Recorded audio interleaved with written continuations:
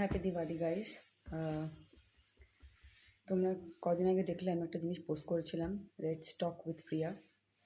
আমি জানি শিওর যে আবার কেউ না কেউ ভাববে যে আবার কি একটা আমি শুরু করেছি, এই তো কিছু না কিছু করতেই থাকে, আজ এটা করছে কাল এটা করছে।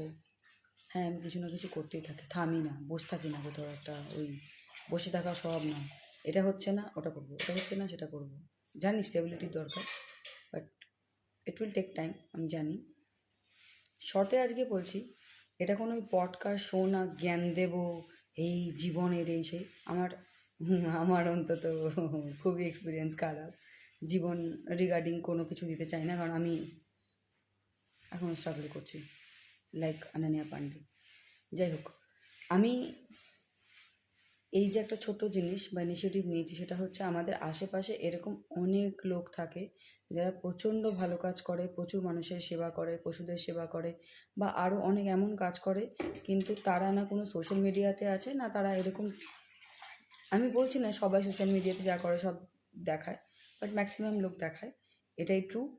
আমি চাই তোমরা নিজেরা তাদের খোঁজো, তাদের গল্প আমাকে পাঠাও, আমি মেল আইডি দিয়ে দেবো। ইদার যদি কাছাকাছি শিলিগুড়ি বা আমি যদি কলকাতায় যাব, আমাকে ডাকো, আমি যাব, আমি তাদের মুখ থেকে শুনবো। আমরা চাই আমরা ওই মানুষগুলোকে ভাইরাল করি না যাদের অ্যাকচুয়ালি ভাইরাল করার দরকার, তাদের না, যারা নাচছে কুদছে তাদের ব্যাপার, তারা কী করছে আমি লিস্ট বদলাতে।